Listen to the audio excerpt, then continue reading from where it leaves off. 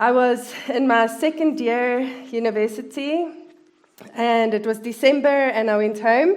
And in my second year, I lived a real student life. Like, I went all out as a student. I think a lot of you will know what I mean with that, but like Marnes always says, God saved me out of my mess.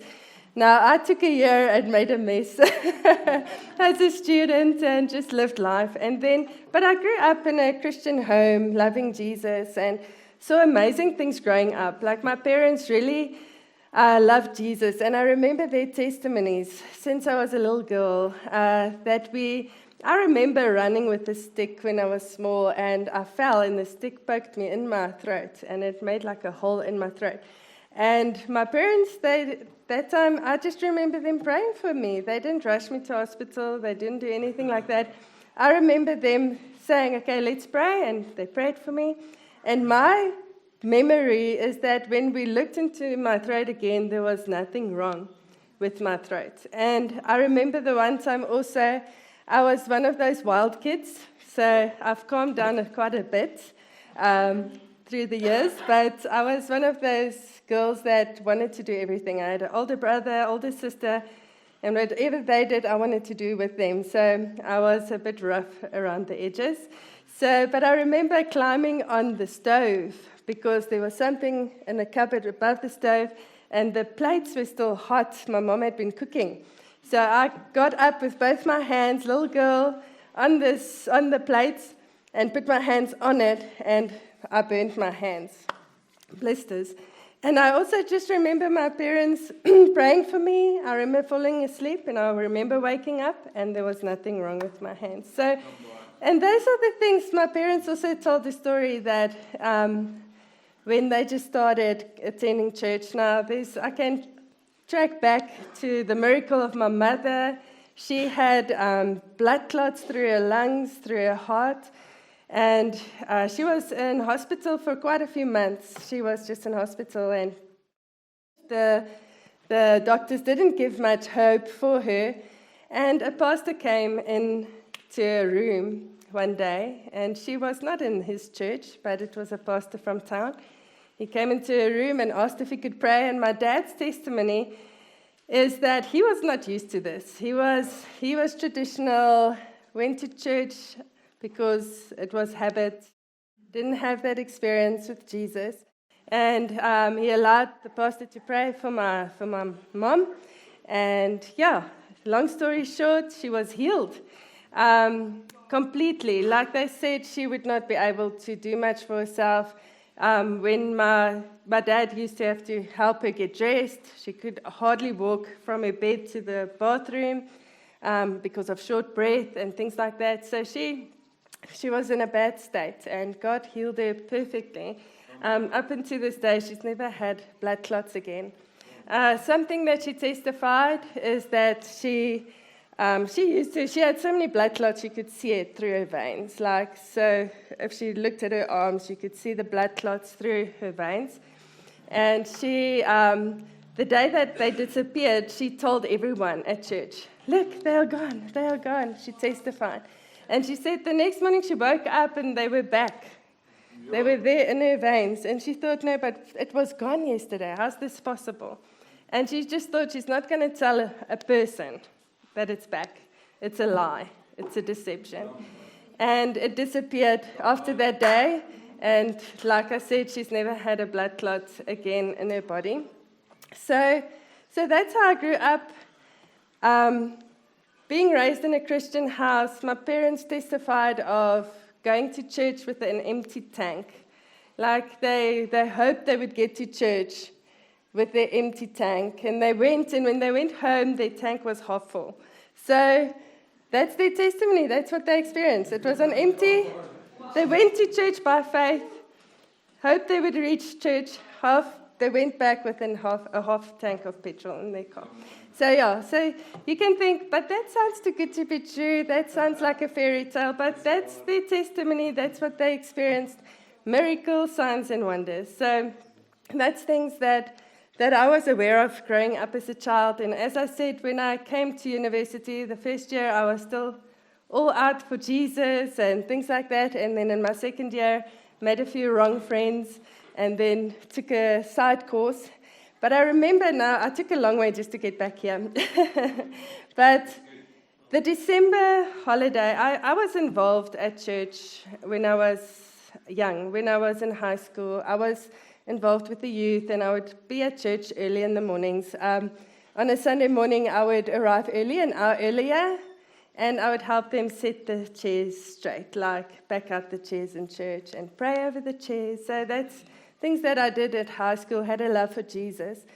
Like I said, in my second year, I took a different route. And that December, I got home, and the church asked me to be a leader at the youth camp.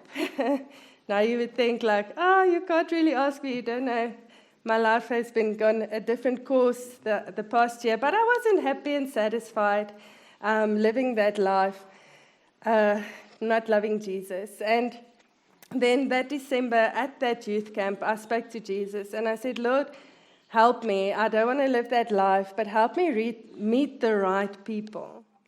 Help me meet people in love with Jesus. Help me to live this life. And that was the cry of my heart that December, is that God will send people across my path and that I will meet the right people that love Jesus.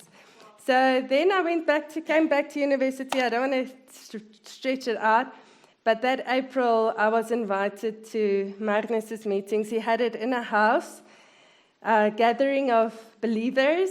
And what I heard, now many of you have heard the testimony, some of you haven't heard it yet, but there was a time on campus that there was meningitis outbreak. So what happened is we had to be under quarantine for a while. We were not allowed to go to places where people gather. We didn't have class. Students love that, not having to go to class. But there was a meeting that weekend at a church, and I wanted to go there. I wanted to go to church. And then everyone's on the phones, like parents, like, no, but you're not supposed to go to places where people gather together in small spaces and stuff. And there was something that just started happening in my heart, that I started to say, God, who are you in our lives? We all say we believe in God, and He is so mighty and powerful, and He created the whole universe, and He is amazing. But then there's some sickness, and like we all go and hide. And I think everyone can associate also with the COVID thing that happened, like the whole fear of sickness, fear of death, and all those things that take place. And there was something in my heart that just said, but this can't be it. If I say I'm a believer in Jesus, this can't be it. Like when stuff comes, when things happen, then we're all very fearsome, or what would you call it? We're full of fear. We don't have courage. We don't have hope in that situation. And what happens to you when things come? And that thing can look like different things. And maybe I can bring it across, because this is where my message starts. Who is your God? It's what I wrote here. Who is your God? And I remember asking that question in my heart, and I was crying before God, because I realized that everyone's living in fear.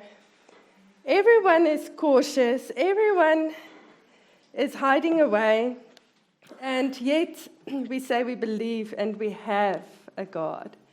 And that thing just stirred in my heart, and I was crying out before God. I was lying on my bed crying, because I said that this can't be it. Being a believer, this can't be it. It can't be, don't go to church because you're afraid you're going to get sick. And that's the thing that I got challenged with the whole thing of we believers. Are we believers just by name? Are we just church goers and just tick the box? We've been religious. We've had our religious activity ticked in our lives, and that's what I was challenged as a young student in my hostel room, and I was challenged with that, crying before the Lord, and my eyes were puffy like this and things like that, and eventually I went out of my room and went and sat with a friend of mine, and here comes a friend of hers at that time that came to Marnes' meetings, and she was just going for it. She said, we're going to the hospitals, we're seeing people raised from the wheelchairs, We seeing, blind eyes opening, deaf ears hearing, and she just testifies. And I had hurt my toe, I had kicked a rock, and my toe was very sore. And I said to her, well, here, I have a sore toe, will you pray for it? And she prayed for it, took my hand very confidently, boldly, took my hand, and she said, test the pain. Where's the pain? And I remember testing my toe, and there was no pain in my toe. Now, you can call it coincidence. I call it Jesus.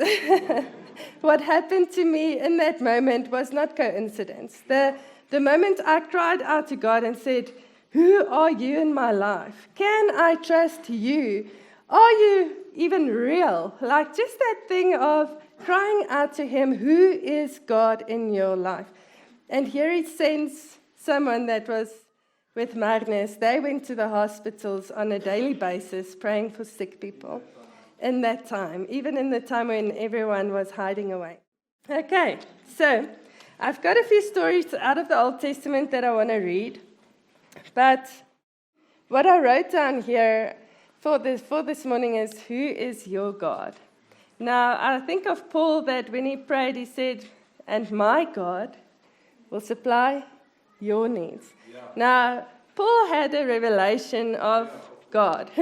That's why he could confidently say, my God will supply your needs. So there's a confidence that Paul had because of his knowledge of who God is, that he could confidently say, imagine that. He's speaking on behalf of God, and he says, my God will supply your needs. Okay, but that's just to give an example. So, who is your God?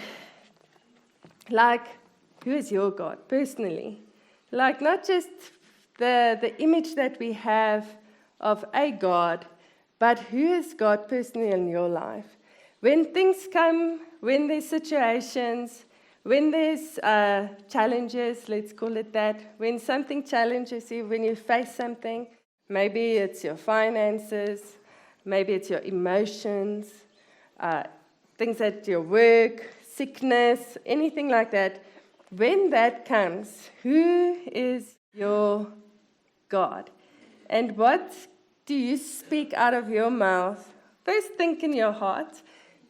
And what do you speak out of your mouth when there's a situation? Who's your God? And does your God measure up? Like, I know it sounds silly to say it in that way, but we just maybe need a wake-up call. Because in reality, when we have a situation, sure, the situation is up there, and your God is down here. Your revelation of who God is. And I think we need to really wake up today and say, who is our God? Who is our God? That when things come, you say grace, grace to the mountain. And your mountain becomes a molehill. But the only way you're going to speak grace to your mountain is when you have a revelation of who your God is. My God. Who is this God? My God. How do we perceive God's saving power in our situations? Do we, like I said, how does God measure up to our problems? Now, to be honest, I think our situations and problems, maybe you think that I'm barren, I can't have a child. Maybe that's what goes through your mind, and that's your thing that you have in your mind. Or maybe you think I'm poor, and that's your mountain. But today I want to challenge our mountains with who our God is. And that your problem doesn't measure up to the God that we have. Okay, so Numbers, let's get to Numbers. Now, we've been using this example quite a few times, and I think it's significant that God brings us back to it the whole time, because Marnes has been making use of it, mentioning of Caleb and Joshua, and the different report that we have. So I'm just going to read a bit here in Numbers 13 from verse 25. It says here, when they returned from spying out the land, at the end of 40 days, they came to Moses and Aaron and to all the congregation of the sons of Israel in the wilderness of Paran and at Kadesh, and brought back word to them and to all the congregation and showed them the land's fruit. Marnes mentioned it last week as well. They reported to Moses and said, "We went into the land where you sent us, and it certainly does flow with milk and honey, and this is its fruit. But the people who live in the land are strong, and the cities are fortified and very large. Moreover, we saw there the descendants of Anak," and then they carry on like that. Verse 30, "Then Caleb quieted the people before Moses and said, 'Let us go up at once and take possession of it, for we will certainly conquer it.'" Caleb. Okay, so you have the reports of the spies. The land is good, it's flowing with milk and honey, the fruit is good, but, so they gave them a mountain. They gave them a mountain, but, they opposed what God said, that this is theirs to take. Verse 30, Caleb quieted the people before Moses and said, "Let us go up at once and take possession of it, for we will certainly conquer it." Why? Because God gave it. But the men who had gone up with him said, "We are not able to go up against the people of Canaan, for they are too strong for us." So there were two reports. We've mentioned it many times. The report of Caleb, "Let's go and conquer. Surely we will conquer it." The other report of the world, an evil report, "We are not able to go up." Now, I want to make mention of this because in our lives, we have many voices coming to us. And I think we get bombarded with natural advice. Let's just keep it there. Just someone, you might say, "No, I'm trusting God for this," and someone will just come and blow your bubble. Just like, boop. "No, but what about this? What about that?" Okay, so they just give you natural advice. But we have the voice of God in our lives and His report. So if we can raise what God says and who He is in our lives and put Him in His rightful place, then we'll start eating the fruit of it. Then we'll start eating the fruit. Then it says here, so they gave an evil report, a bad report. Here it says it. "The land through which we went in spying is a land that devours its inhabitants, and all the people that we saw in it are men of great stature." So they elaborated. Sometimes when you give someone a small gap to speak, they'll just give you like all the cons, not just the one. They'll just, okay. Chapter 14, "Then all the congregation raised their voices and cried out, and the people wept that night." So when a bad report comes, what happens to people? They weep. Because why? Fear comes and you lose hope. Okay, you lose hope, so you cry, you weep. There's no hope. You lose your hope. Okay, then they murmured. All the people, "Oh, what are we going to do? Why did Moses bring us out of Egypt to come and die here in the wilderness?" So then they also went and saw in their minds the worst.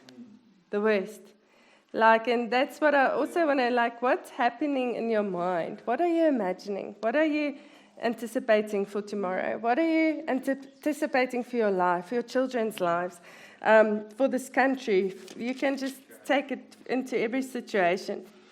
Then let's carry on here. Okay, verse 6. "Joshua the son of Nun and Caleb the son of Jephunneh," I don't know how you say that, "who were among those who had spied out the land, tore their clothes as a sign of grief. And they spoke to all the congregation of the sons of Israel, saying, 'The land through which we passed as spies is an exceedingly good land. If the Lord delights in us, then He will bring us into this land and give it to us, a land which flows with milk and honey. Only do not rebel against the Lord, and do not fear the people of the land, for they will be our prey.'" Okay, that is the voice of Caleb and Joshua. Then it says there, "Their protection has been removed from them, and the Lord is with us. Do not fear them." Now, who is your God? And the Lord is with us. The Lord is with us. And then it says in verse 10, "But all the congregation said to stone Joshua and Caleb with stones." Okay, so, wow. Like you would think that the good news proclaimed to the ears of the people would cause them to rejoice and say, let's go, let's take the land. This is the word of the Lord. But what did they do? No, man, you want us to go and die in the wilderness. They took their stones, ready to stone Caleb, the ones bringing the good news, bringing the report of the Lord. And I mentioned this previously when I ministered a few months ago, that how many times do we and the voices that we hear stone the truth? Like the truth goes out, but our mindsets and the way we think, the natural worldly mindset that we have, takes stones in our hands, and then we, like just the thought of, is it even possible? Like, say someone that wants to have a child feels like, I'm trusting God, but the report comes, you cannot have a child. Just for an example. Okay, but what do we do when we embrace the impossibility? We're busy stoning the truth. So we persecute the truth. But it doesn't mean the truth is not the truth. And something that stood out for me as I was preparing is that there's two realities. There's the reality of maybe what you're facing and seeing, and it's real. But it doesn't change the fact that there's always another reality. Like God's saving power is always there and it remains the same. It has never changed and it will never change. So no matter what the circumstances is, God's saving power did not run out. And it will not run out. And it's there available for us the moment that we put our trust in Jesus and embrace His word. Embrace what God says. Embrace the true God for who He is and not what religion has made Him. Like, we need to have God restored in His rightful place. Like, even when I mentioned all the things that I experienced as a child and all the testimonies, you might think like, but maybe the car there was something wrong with the gauge. Or aren't they maybe lying? Maybe they made it up. Like the things that you think that you would rather think of why that would happen, what's logically, you want to explain what happened there. But there's God. There's God. Okay. So I'm also thinking of Javin and Caitlin's story where their motorbike broke in the middle of the jungle in Tanzania. They were in the middle of nowhere. And here they're in trouble because it's the bush, like days and days drive into the bush on a motorcycle. And here they think they just need, what do you call that? Brake fluid or something, or some oil or something that they needed for the motorcycle to fix it. So they thought, we need this oil. I don't know what oil it was, but they need this type of something. And they just started praying, and they looked around, and here under a tree is a bottle of oil. Provided supernaturally. It's in the bush. It's not in Potchefstroom in the streets. Underneath the tree, there's no streets. There's no roads. Just interfere. If she says the bush, it's far worse than what you can think. It's out there, hundreds of kilometers from any sort of town. It's the people there that are really, that's as rural as you get. And so they got that oil or whatever they needed. But what's amazing is just this morning, Javin sent me a message and said, I have you in my heart. I want to pray. Is there anything we can pray for you for? And now she mentions his testimony. So just a confirmation of God is really able to do supernatural things.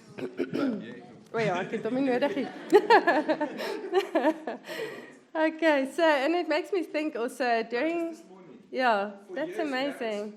I haven't spoken. Wow, that's awesome. So we serve an amazing God that can do anything. How impossible the situation might feel, He's God, and He's the God of the impossible. He knows exactly what you need in your circumstances. And I can testify so many things, but Even my brother, during COVID time, he needed something like, he wanted to make pancakes or something, and he didn't have cinnamon. So he planned, like, he didn't just go to town, it's lockdown, all those things, and he didn't have cinnamon. And he wanted to go and get cinnamon and go to town, but he went out to take his bags out, like the black bags, the garbage bags. And here in his driveway, there lies a brand new cinnamon bottle, like that you pour. Brand new, not opened, nothing, cinnamon in his driveway. So yeah, things like that happen. God is amazing. Okay, but let me get back to my message. So let's go to 2 Kings 6. So you saw in that story, Caleb and Joshua's message, the report of the Lord. Let's take it, the land is ours. And the evil report that wanted to say, no, you can't. And the people wept, and they even wanted to stone the messengers that brings good news. So I'm going to read here in 2 Kings 6. Just thinking from where. I'm just going to read the whole portion because it fits in with the message. From verse 1. Now the sons of the prophets said to Elisha, look now, the place where we live near you is too small for us. Please let us go to the Jordan River, and let each man take from there a beam for the building, and let us make a place there for ourselves where we may live. And he answered, go. Then one said, please be willing to go with your servant. So he answered, I shall go. So when he went with them, and when they came to the Jordan, they cut down some of the trees. But it happened that as one was cutting down a beam, the axe head fell into the water, and he cried out and said, oh no, my master, it was borrowed. The man of God said, where did it fall? When he showed him the place, Elisha cut off a stick and threw it in there, and made the iron axe head float. Okay, so pause and calmly think about that. Okay, so the axe head fell into the water, sunk. Okay, you all know science. Yeah. Nee? Okay, uitgesink, hy was swaar. Okay, and then Elisha took a stick, threw it in there, and the iron floated. I remember the older translation that we had. It said, and the axe head did swim. It's quite beautiful. Okay, so the axe head floated, and he reached out and took it by the hand.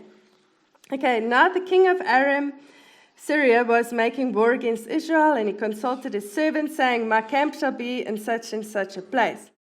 The man of God sent word to the king of Israel, saying, be careful not to pass by this place, because the Arameans are pulling back to there. Then the king of Israel, I'm trying to read fast for time's sake. Then the king of Israel sent word to the place about which Elisha had warned him, so he guarded himself there repeatedly. So the king of Israel was protected because of the word that Elisha brought him.